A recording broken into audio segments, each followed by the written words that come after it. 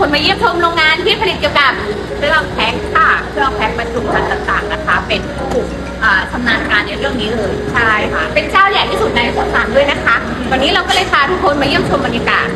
โรงงานและว่าเขาเป็นยังไงบ้างเขามีลงทุกอย่างจริงไหมใช่ไหมคะอาจารย์ค่ะแล้วก็เป็นเทคโนโลยีใหม่ๆเนาะที่เราค่ะอย่างเครื่องด้านหลังนี้นะคะที่กำลังรับชมเป็นเครื่องแพ็คซองเ